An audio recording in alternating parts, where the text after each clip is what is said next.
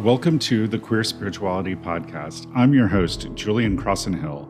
This podcast is about an idea. It's the radical idea that queerness is a gift and that the divine celebrates it rather than merely accepts it. We'll explore the special role that queer people are meant to play in the coming spiritual awakening. Through the lives and stories of queer people, we'll explore the many ways of approaching the divine and how the sacred reveals itself in everyday actions. Most of all, this is a podcast about love. It's about the love of the universe, it's about love between people, and it's about the love a community can share with one another. Thank you for joining me.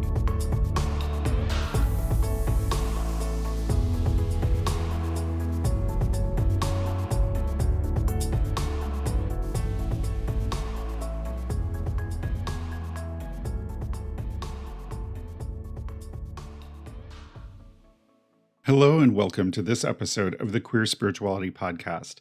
I'm your host, Llewellyn Crosson-Hill, and with me is a special guest, Charles Harrington. Charles Harrington has been reading, teaching, and loving tarot for 27 years.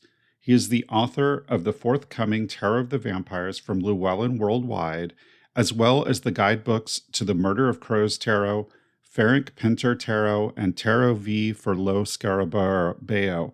His love of the cards and connecting with other readers has manifested in co-hosting podcasts, speaking at conferences, and leading meetups in the San Francisco Bay Area. In his free time, he loves to find new and strange ways to use the cards in pursuit of wisdom, fun, and the occasional free cocktail. What tarot reader hasn't? Welcome to the show, Charles. Thank you so much for having me. It's a real pleasure to be here. Yes, absolutely. We just had Storm on last time, and so it's really great to get to talk to different people and just really learn about all the different ways that people are finding their own spiritual path and making it kind of their own, rather than, so many spiritual paths kind of gatekeep and specifically try to keep queer people out. So it's really exciting sort of hearing how people have taken their queerness and incorporated it into their spirituality. So I always like to ask guests first off, what does queer spirituality mean to you? Oh, that is such a good question. And I think for me, queer spirituality is any method or mythology or practice that allows queer people in all their flavors to kind of experience and understand the universe and that is greater than themselves. Does that make sense? Absolutely. Yeah, it totally makes sense to me because I definitely see that. So yeah, great. So you have this Tarot of the Vampire or Vampire Tarot coming out, and I believe it's Tarot of the Vampires. I'm so excited. Yeah, yes. and it's next month, right? August 8th. August 8th will be yes. Don't scare me like that. I have yes. Well, I was on the Llewellyn site and it said July, so I was like, so I'm just checking. So yeah. So great. So why vampires? Why a Tarot of the Vampires? Tarot of the Vampires. I love vampires. I really do. And they are such fascinating creatures. And I think there have been a few vampire decks over the years, and why they are such an appropriate theme and archetype for a tarot deck is that the vampire is this constantly changing cultural shadow for humanity, and it reflects the fears and all of the repressed and undesirable elements of a culture. And just like the kind of quick example of that would be, if you think of early 1900s, Bram Stoker's Dracula, the villain is the British, public, and the villain the British and American public is the audience, and the villain is an aristocratic continental European lord, bringing literal tainted boxes of soil over to merry old England, where he preys upon virtuous women.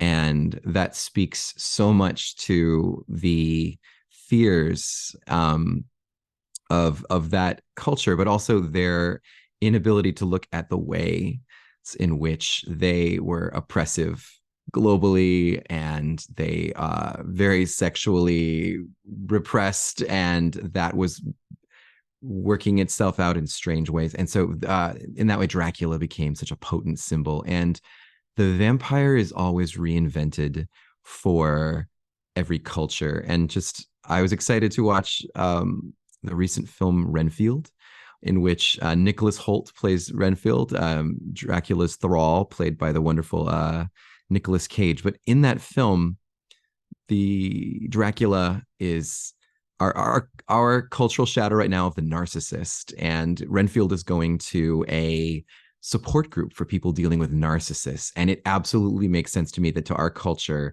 the great fear we have is that of narcissist, but also that's partially because we as a culture have so much narcissism with that get brought on all of our wonderful things about social media. There is this aspect we don't want to see. And when there's something about yourself you don't want to see, it is placed in shadow and it is hidden away, and it has to find a way to work itself out. And that one of those ways is in our horror and our stories about vampires. Wow. Yeah. I love how you talked about that, because I had read a long time ago, and I'm a big fan of Aleister Crowley, which a lot of his work was really being overly dramatic to try to sort of shock that Victorian sensibility out of their comfort zone. And so Dracula, in a lot of ways, was a metaphor for the repressed sexuality. And so I think it was really interesting then in like what you said about how vampires follow the culture. And sort of when I was sort of really coming into my young adulthood, shortly, not many years after I'd come out in the late 80s, in the 90s, all of my queer friends were reading Anne Rice, because there's definitely a very strong sort of homoerotic element to the relationship between Louis and Lestat. And so it's interesting to sort of think about Anne Rice's vampires as sort of talking about our sort of repressed or internalized homophobia in our culture. Oh, absolutely. Anne Rice, I know, has spoken about an important thing for her in writing the Vampire Chronicles was speaking to the ways that young people are told that they're wrong or they're bad, and how that tends to manifest in petty crime, drug use, sexuality, sexual exploration, and all of that appears in her books. And vampires have such a fascinating queer history that actually predates Dracula. The poems Christabel and Carmilla really dive deeply into specifically lesbian sexuality and as this horrifying, terrifying, corrupting influence that tells you what was on the minds of people for a long time. Yeah, definitely. And I think it's still so prevalent today. And vampires have been so popular in queer culture for a long They time. have. The vampire is the outsider, absolutely. And I don't know if you've gotten a chance to watch the new Vampire Chronicles on AMC, but they make the queer storyline at the forefront. Oh, nice. I have not gotten a chance to see it. I was very disappointed in the films. Well, yeah, it's okay. For a lot of times, queer people are told to we have to accept the subtext. And so when people would say, just as you said, queer people were loving Anne Rice and the implied sexuality, homosexuality, but between Louis and Lestat, and that was enough for a long time. But I think it's so important for the time is now for people to see themselves in the culture. And so in that show, the queer relationship is not implied, it is explicit and it is explored. And it's not something we have to read between the lines. And that is also true of so much paranormal romance and vampire fiction today. And that is why for my deck, it was really important that we've had so many vampire tarot decks that do a beautiful job of the Carpathian side of the vampire, the Victorian, the crumbling castles, the shrouds, and all of that. But the vampire story is being told over and over and over. And this deck reflects sort of how modern fiction talks about so much, including race and sexuality, gender, desire, all of that. And it was partially inspired by Margot Adler, wonderful pagan author, gave a talk at Pantheacon a few years back. Her husband had recently passed away, and in the aftermath, she read over 300 vampire novels in order for her, like as part of her process of thinking about death. And she identified the archetype she refers to as the moral vampire, which a lot of modern vampire fiction, the vampire is the hero or the anti-hero. Think of Buffy the Vampire Slayer, think of True Blood, think about even Twilight. And what she identified is that the vampire as an archetype for us today, the moral vampire represents a powerful being that knows that it is dangerous and draining the life from others around them, but wants desperately to be moral. And that's one of the stories that vampire fiction is telling today. Wow. Yeah. So you mentioned paranormal romance and representation, which we're seeing so much more representation of queer stories. I mean, we heard a lot about the episode of The Last of Us that had the queer relationship.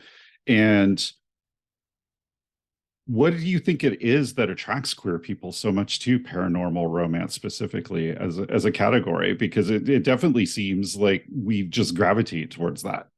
We absolutely do. I mean, of course, straight people love it too. But I think for queer people, we see ourselves always as a form of the other. And we don't have the same access to mainstream storytelling for our love. That is changing, and we celebrate that is changing. But it's so fantasy and science fiction offer these other avenues for exploring how characters can think about gender and sexuality, especially so in the case of vampires. You have beings who live for hundreds of years. And I think a lot of vampire fiction reflects that vampires, the longer they live, they are more open.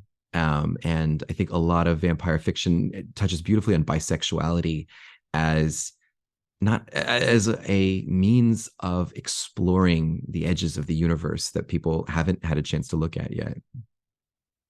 Yeah. Yeah, that's often a theme. And I know Anne Rice brought that up a lot about sort of the boredom of if you live that long and you're doing the same things you were doing when you were alive, it kind of gets old, right? And so what you're else are you looking going to for new try? experience. Yeah, you're looking for new experiences, right? Absolutely. So, and I think queer people in a lot of ways are looking for new experiences and new ways to sort of relate. You mentioned us being the other, which is a huge theme for me of just how we are sort of shadow and also the other. And that gives us sort of this third, like, objective point of view, like we're sort of outside of mainstream society. And so I think that's why we're such powerful critics of it, and why I think queer people are so important to healing a lot of the ills of society, because we can see them more from our vantage point as being somewhat outsiders. Absolutely. Yeah, go ahead. I'm sorry. I missed up. I was excited, so excited. Queer people know what it's like to have our love need to happen at night, in the shadows, out of the eyes of others, and also the dangers that are found there, the predator and prey dynamic, the power dynamics that can happen in relationships. Queer people have been able to address that because it's been such an important part of our love and our story for so long. And I think that is why we can see ourselves here. Also, vampires tend to have great fashion sense. So, Yeah, absolutely. Yes, they do. They do always seem to be very stylish. Yeah, I like what you said there about the power dynamic and the predator and prey, because if you've ever cruised a gay bar in your life, like it definitely has that sort of flavor to it.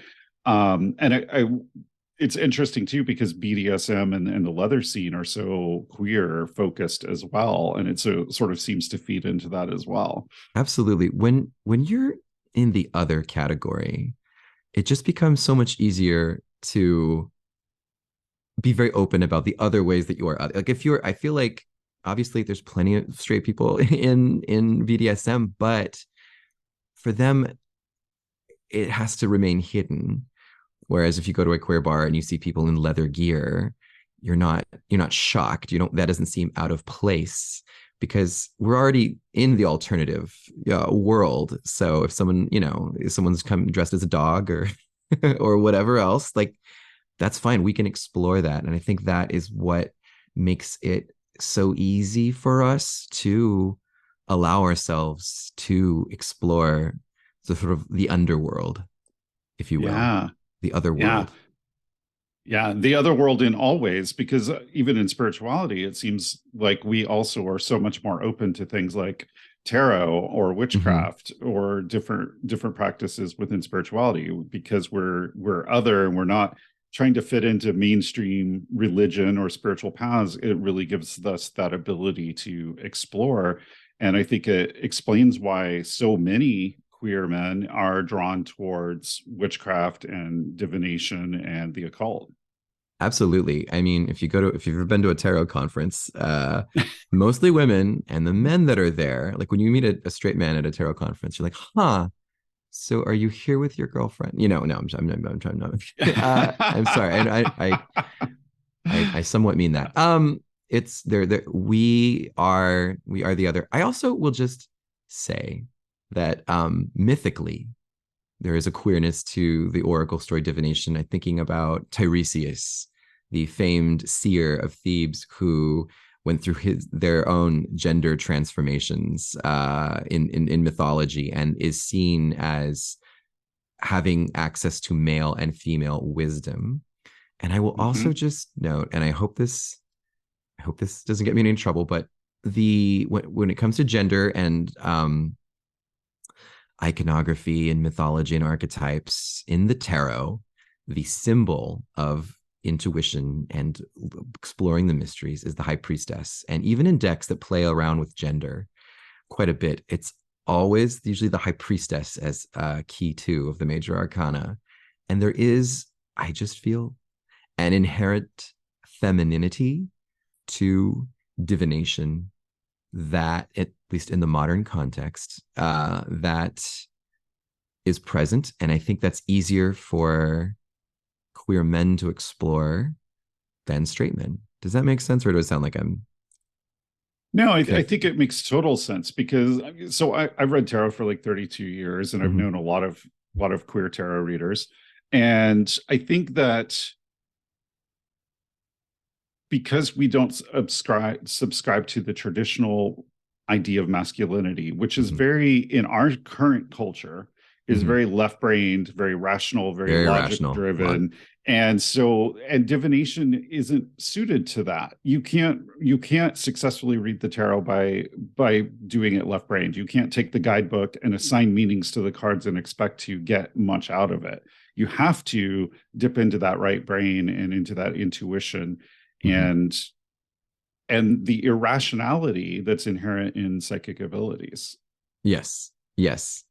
And yeah, no, like the idea that I can shuffle this deck and the top seven cards in order, explain to what is about to happen and what I might consider doing in that case.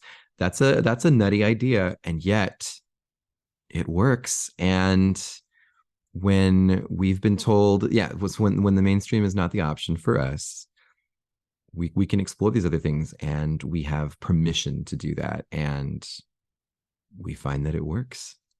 Yeah, yeah, definitely. I also think that, as a gay man, I find as a tarot reader, my clients seem to be more open and at ease with me. And I don't Mm-hmm. know if it's just that people have a hard time talking to straight men about the kinds of things that they'll ask a tarot reader about, or, because there's definitely like a level of rapport and trust that I've Mm-hmm. noticed happens with gay men who read tarot versus other men Well, that dabble in the tarot. I think Yeah. you're addressing one of the most important archetypes of our culture, which is the queer best friend. But Yes. yes, the dishy queer best friend. So not all, but most tarot clients, querents, are women.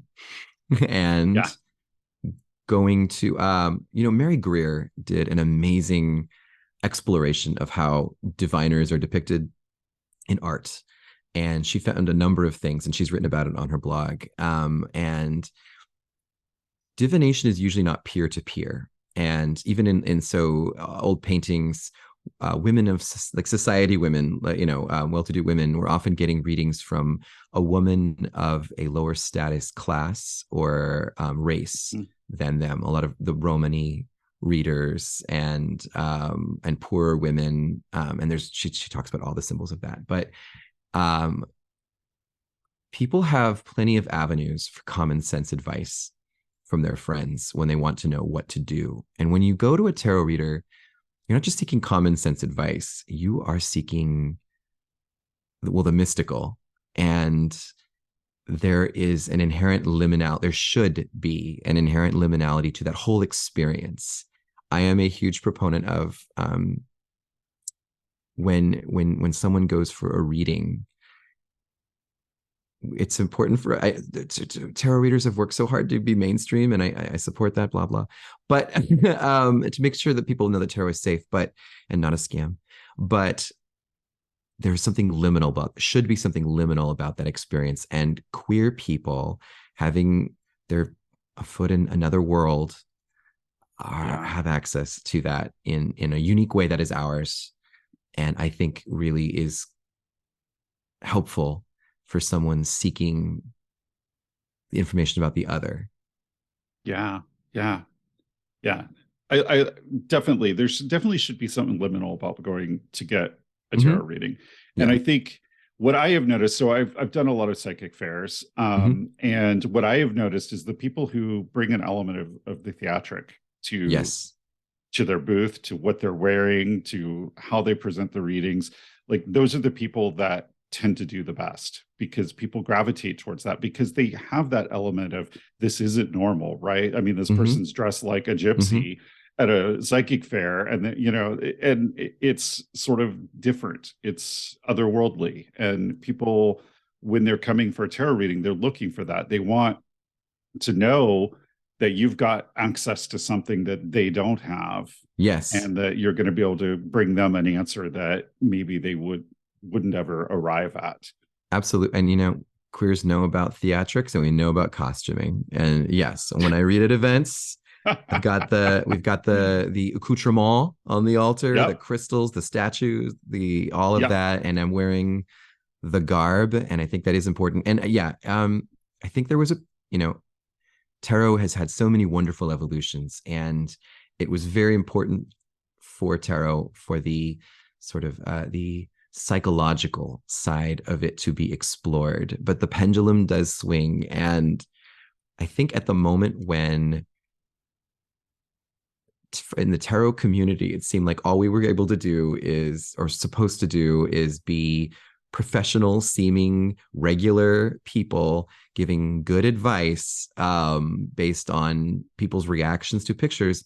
The pendulum swung back, and our community became very interested in prediction and systems that are more inclined towards prediction, and getting that mysterious, strange part of tarot back. And because that is a part of giving this information and having the person be in the right headspace to receive that information.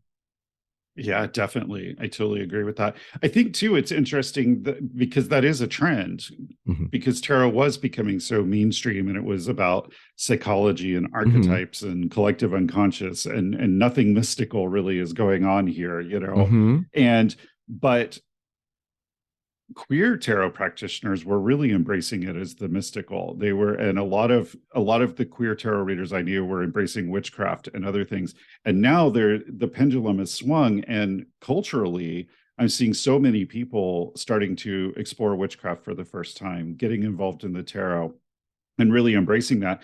And I think, again, it sort of points the way that so many times the queer community are the trendsetters as well. We're sort of ahead of the curve, and then Yes. everyone else kind of catches up to us. I was in a Barnes and Noble just the other day, and I remember when I was a teenager in the late 90s, like sneaking out of school and having to go find like the one shelf of witchcraft and tarot books at the Barnes and Noble. And now there's an end cap with 4 or 5 different popular tarot books and decks, and also like novena candles with tarot images on them right there, like next to the cash registers at Barnes and Noble. And I'm like, oh, we've arrived. and Yeah. but what we've been talking about, this is wonderful, but we must not lose sight of the other world in all of this, and to continue to make sure that we're tapping into the strange when we do this work. Yeah. I'm all about the strange, and I think anyone who knows me really well will say I've been tapped into the strange my whole life. Wonderful. So we briefly kind of mentioned earlier, we talked about representation, particularly in the media, and telling queer stories and talking about gay love and representing gay love. And so I think it's an interesting topic along with tarot and divination, because often tarot decks there's not a lot of queer representation in tarot decks. And there've been some attempts. There's been some tarot that have been specifically queer, and, to greater or lesser effect. There was a little bit of a controversy. Last year or 2 years ago, I think it was during the pandemic, there was a divine masculine tarot done on Kickstarter. And the original sketches for it, the men were all nude. And then, of course, they like clothed them all in the final product to raise the money. And so they kind of like sanitized it a little bit. And it feels a little less, I don't know if it was ever intended to be a queer tarot, but it definitely feels less queer than it did when the first sketches went out. So, it's well, as speaking as a diviner, the future looks really bright for queer representation in divination decks and products.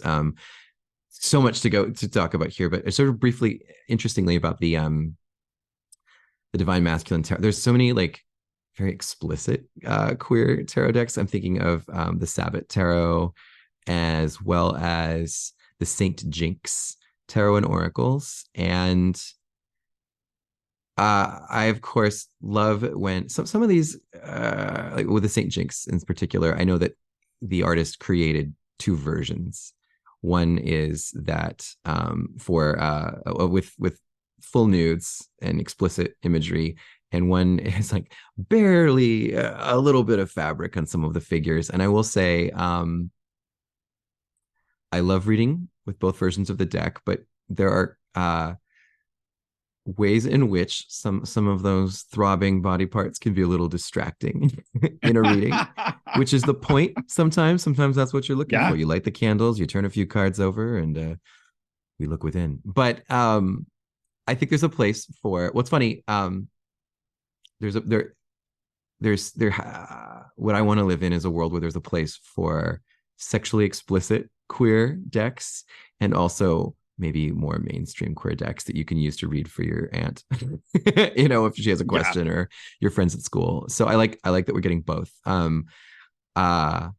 was recently, I don't know how useful this is. There was recently a Kickstarter tarot deck that was just gay male porn performers. And I remember looking through it and being like, but where's any of the divination? It's just the body. So that's the pendulum has gone maybe too far. I don't know. Yeah.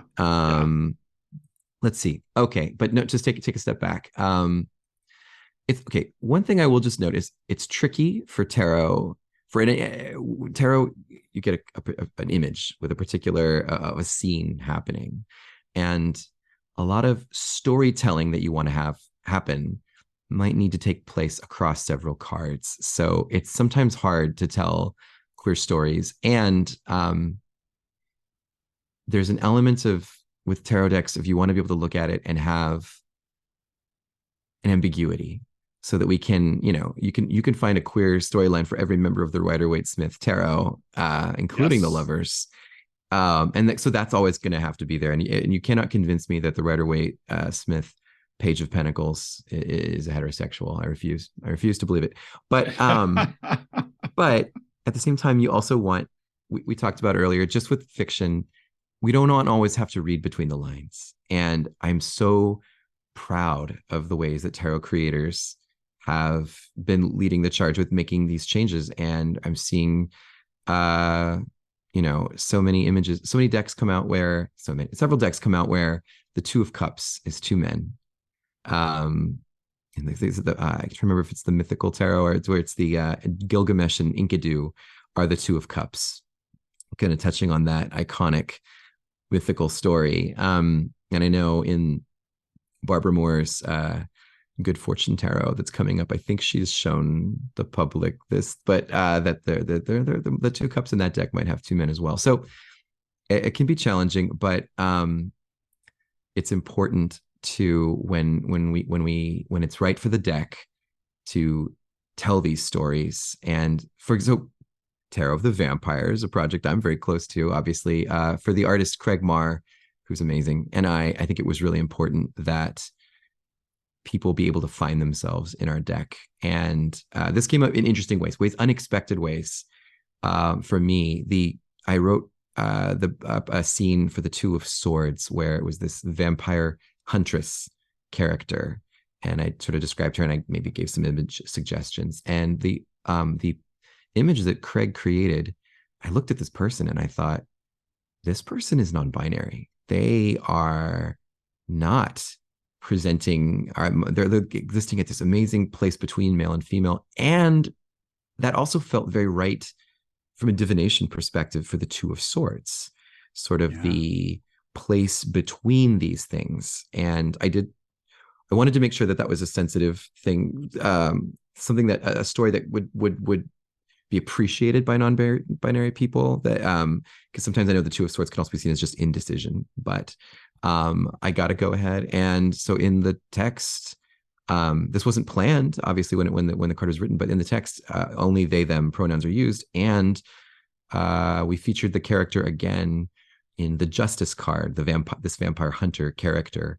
And that also felt like another great place mythically for non-binary people in the Justice card, in that point of balance. And because I do think that obviously it's wonderful and appreciated to just say, okay, we've got the Two of Cups, let's have two men, right?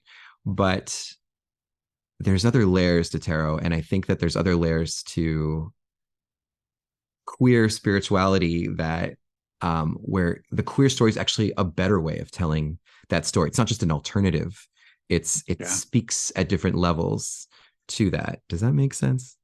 Yeah, it makes total sense. The Justice card's a great place, as you mentioned, for that. And I think it also speaks to the balance in queer spirituality, because there are people who their spirituality really is very like rooted in the body and in sexuality and physicality, whereas other people almost deny that part, and they're so into the spirituality and into meditation and denying sort of the physical reality of who they are. And and really the goal should probably be somewhere in the middle. It's really what we're really about. And I've always found in using tarot myself that the tarot is really a wonderful tool for, it sort of shows you where you're out of balance, right? It's always sort of pulling you back towards the middle. And of course, I come from a background in occultism, and with the Kabbalah, everything is about, the Kabbalah is, the tree of life is very symmetrical with the sphere of the Taparith or six, the Buddha or Christ consciousness, the wounded healer being in the middle. And it's all about balancing everything to be in that sort of middle place. And of course, the tarot and Kabbalah have a lot of connections. So I feel like the tarot is this tool that really like helps us find that middle path that we're looking for, that kind of juggles the opposites in a way that moves us through life,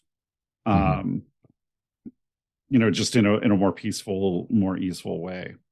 Absolutely. And I 100% agree. And I think that tarot, it's probably because it wasn't designed to be a divination tool. It was a playing card game. I think it's been such a useful tool for us to project different spiritual ideas onto it and use the inherent system to explore other systems. But I also just want to, you mentioned about like the body and the importance of that. I think that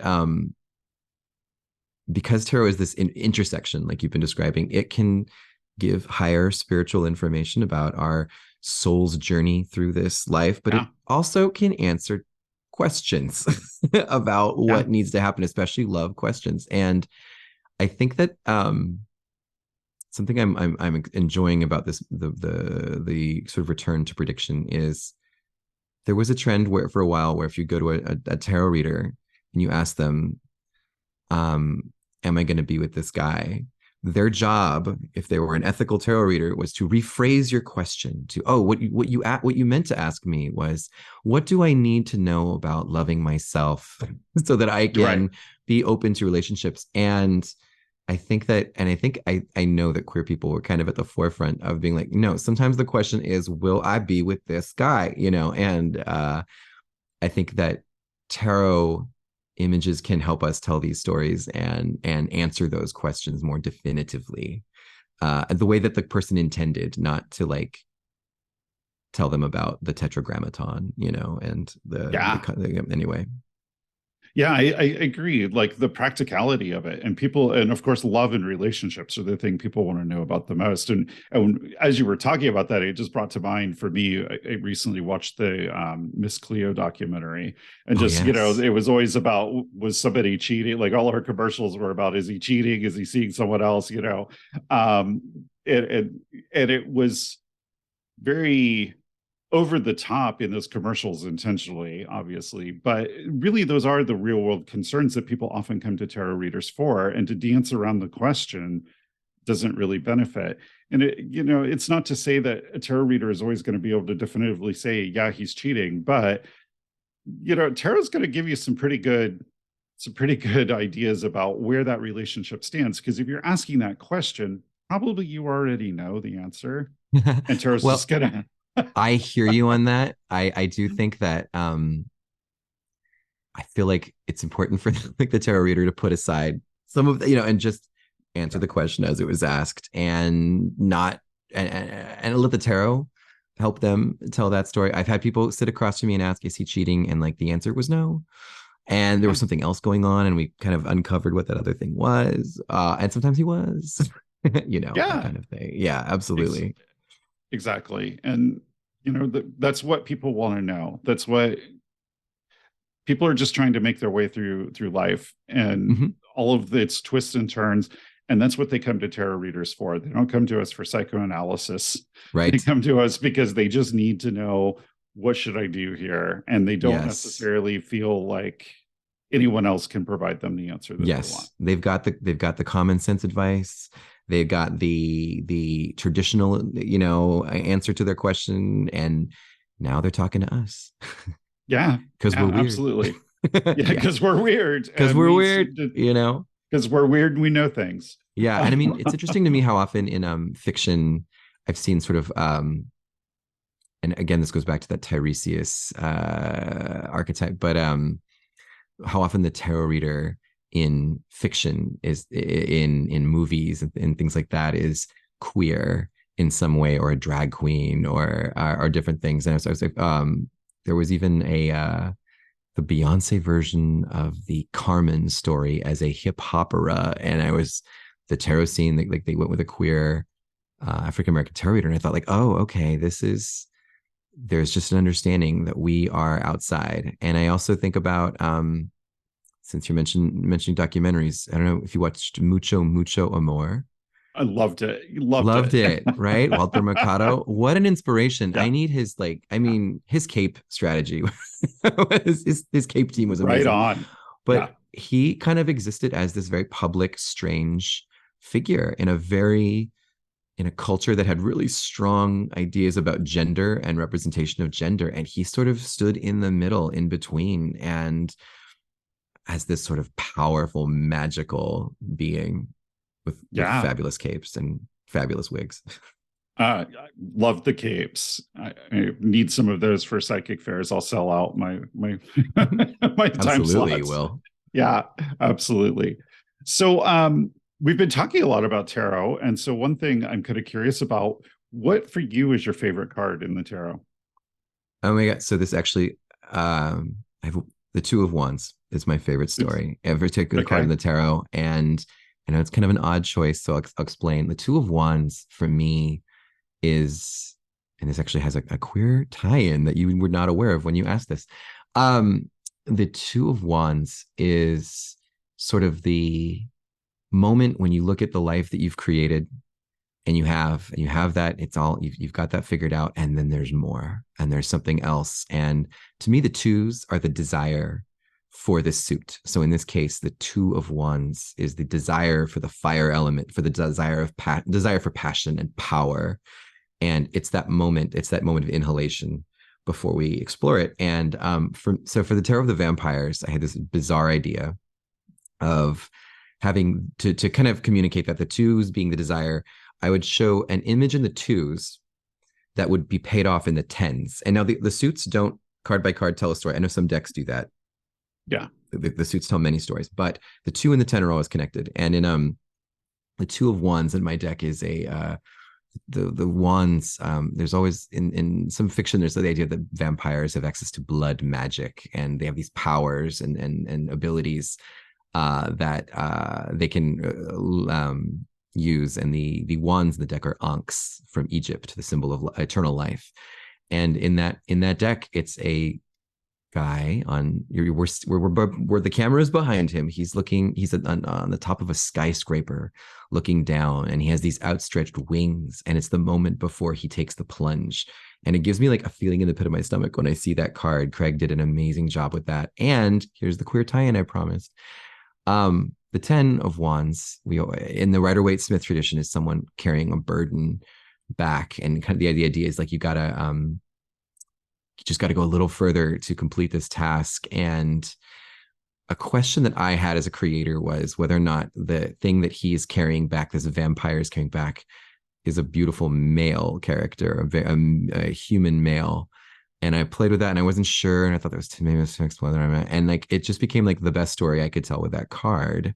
And so in the 10 of Wands, the sun is rising, and the two of and the vampire is returning home, hopefully on time, with this man in his arms. And because it's a gay male storyline, is this guy a potential boyfriend? Is he food? Who can say? That's up for the tarot reader to say. Yeah. Well, I look forward to seeing the deck to What's check your that favorite out. tarot card in the deck? My favorite tarot card has always been the Magus, because I sort of see myself in that, and because it is sort of that as above, so below. And it's about being between, heaven and earth, and really like balancing those energies and channeling them. Like you're channeling that spiritual energy and that physicality, that physical energy of incarnation, and you're balancing those in your body in a way to do something otherworldly with it. And so that's Absolutely. why I've always loved that card. So I love it yeah. as well. And one thing I love about that card is that the Marseille Tarot, one of the earlier decks, not the first, but the Marseille Tarot, the juggler is he's not the mystical occult magician that we have in modern decks. He's the trickster, con artist, street performer, Mountebank kind of character who is a showman. And it's that same skill, and it taps into the same ideas, of course, like the idea of like access to all of the skill and precision and balance and showmanship. And I love that for that card, and I think it feels very queer. Yeah, it sounds like a tarot reader, right? All the showmanship as well as the skill. dazzling. Yes, All they absolutely. need is a tiger, and there you have Siegfried and Roy, right? Yeah, perfect. Yeah. So, as we sort of wind down our time here today, is there any like parting wisdom or anything you'd like to share with the audience that we didn't cover? Yeah, well, I think we've covered it, but I want to just explicitly state that queer people have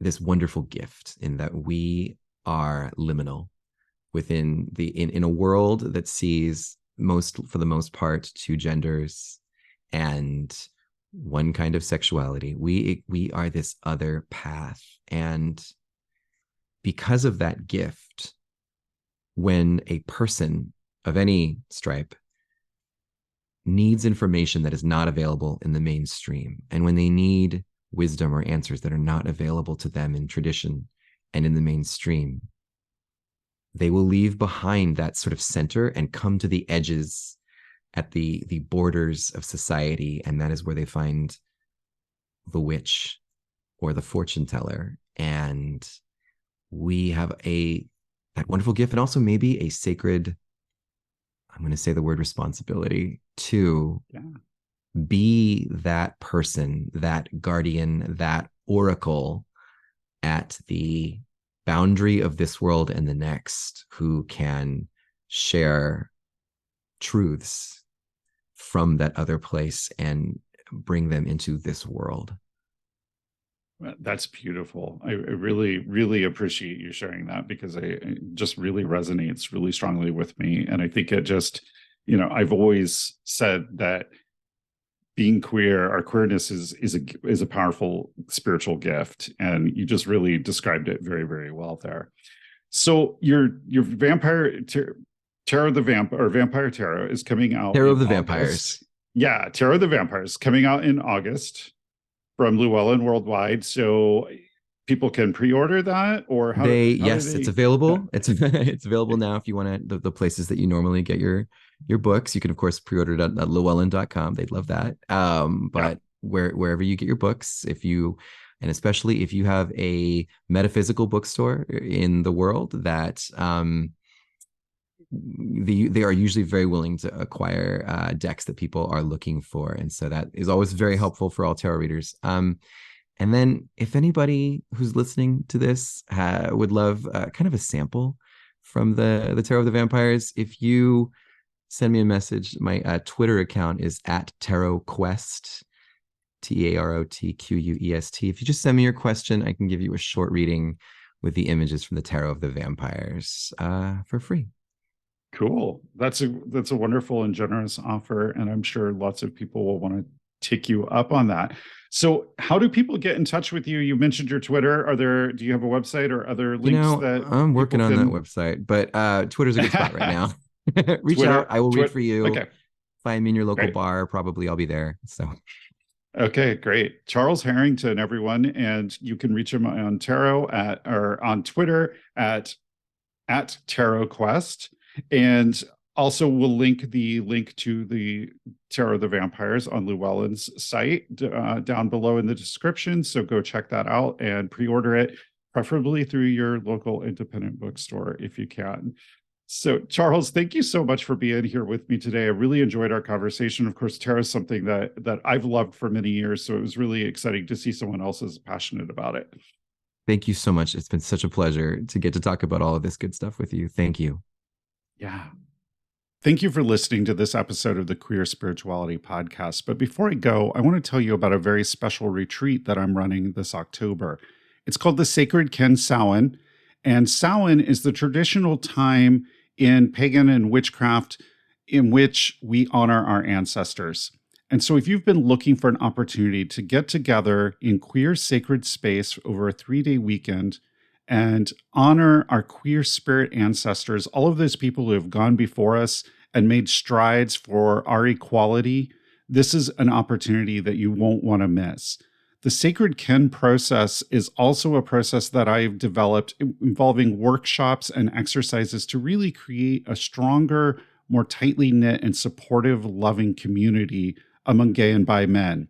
This is going to be a fantastic weekend full of deep conversations, rituals, drumming, dancing, bonfires, nature walks, everything that you could possibly want in a queer spiritual retreat.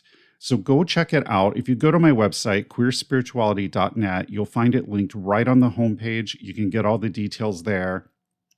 There's a payment plan. So if you can't register all at once, you can make payments between now and October. And there's no additional fees or interest to do that. It's something I offer just because I know that sometimes it makes it more manageable for people. Also, for listeners of this podcast, I have a very special offer. If you register with the code podcast2023, you will get $50 off of your registration. So that's my gift to my listeners for registering for the Sacred Kin Samhain Weekend Retreat. So go out there, check it out, queerspirituality.net, and register today because spaces are filling up. Hope to see you there. Bright blessings.